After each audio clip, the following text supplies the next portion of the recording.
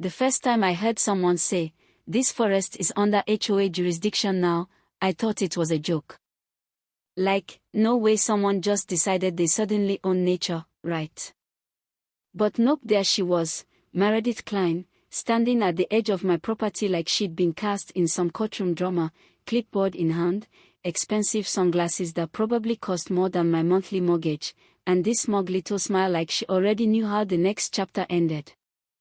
She looked me dead in the eye and said, "According to the latest community expansion, this forest is now subject to beautification guidelines. I'm Jonah Mitchell, 43, and I've lived out by Pine Brook Lake my whole life.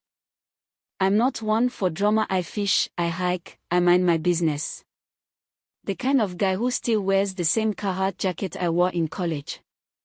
People in town call me the Quiet Mitchell, which is fine by me. But that land behind my house? That forest. It's not just trees, it's history. It's where I learned to fish with my dad, buried my first dog, and scattered my grandfather's ashes under that twisted pan at the North Trail Bend." So when Meredith came at me with her rules and maps and community development plans, I told her politely but clearly that she was backing up the wrong tree. Literally. Thing is, people like Meredith don't hear no, they hear not yet. The next week, I started getting letters. Not regular letters, these were gold-sealed, bold-font citations that looked official enough to be from the FBI. They said things like unpermitted native growth, failure to comply with erosion prevention, and, my favorite, ongoing noise disturbances due to owl activity. Owl activity. As if I had the owls on payroll. At first, I laughed it off. But then they kept coming. And the fines once more. I called Caleb, my old college buddy who became a lawyer, mostly so he could sue his ex-boss. Caleb looked over the letters and said, "She's building a case. Death by paperwork." Then came the real kicker. One morning I'm out clearing brush near the Southern Trail when I hear a loud, dramatic "Oh my God." I turn the corner and find Meredith lying in a puddle, ankle twisted, makeup running, the works. She says she slipped on an unmarked route. But what she didn't know is that I had trail cams. 3 of them. And the footage. It showed her pouring water on the path, staging the whole fall, and even glancing up at the cameras before letting herself tumble like she was auditioning for daytime TV. I handed the footage to the officer who came out. He watched the video on my tablet and just sighed. Didn't say much, but I could tell he'd seen this kind of thing before. He filed the report, took notes, and told me to hang on to everything. Then a week later, I get hit with a civil suit. Meredith filed for damages. Claimed I was negligent, that my land was a safety hazard, and this part actually made me laugh that the forest should be transferred to the HOA for proper oversight. She asked for $100,000. $100,000 and full control of a forest that had been in my family for 5 generations. That's when something in me snapped. I remembered something my grandfather told me once, back when I was a kid running barefoot through those trails. He said, "There's a piece of paper older than any board that says this land stays ours no matter who shows up with rules." At the time, I didn't know what he meant.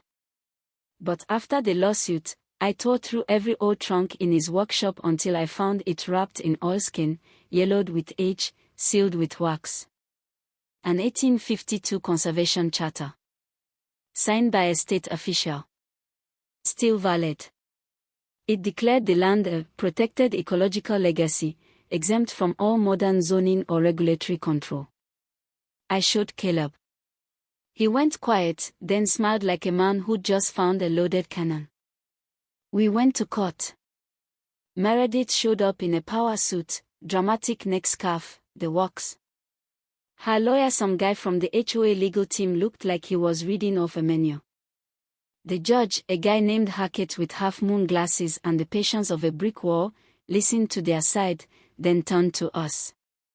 Caleb handed over the charter. Hackett raised his eyebrows, read it slowly, and then looked at Meredith. Were you aware this land has state conservation protection? She rolled her eyes. That document is from before the Civil War, Your Honor. It's ancient. Big mistake. Hackett leaned back and said, it's also legally binding. Case dismissed. But he didn't stop there.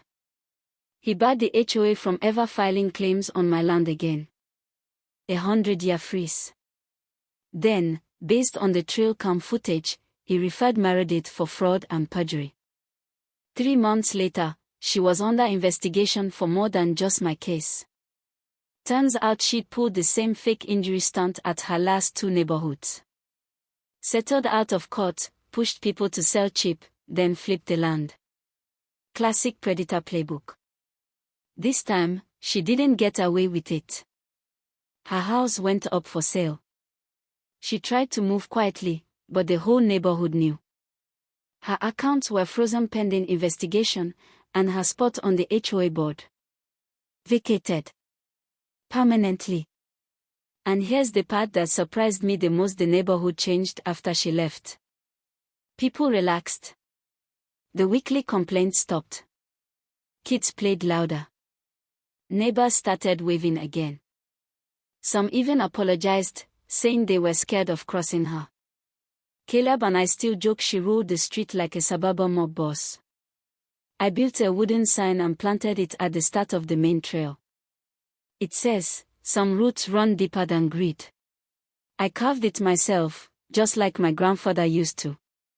These days, things are quiet again. The owls are still hooting, the trees still sway, and people who hike through sometimes stop to ask if this is the place where that HOA lady faked an injury. I just nod.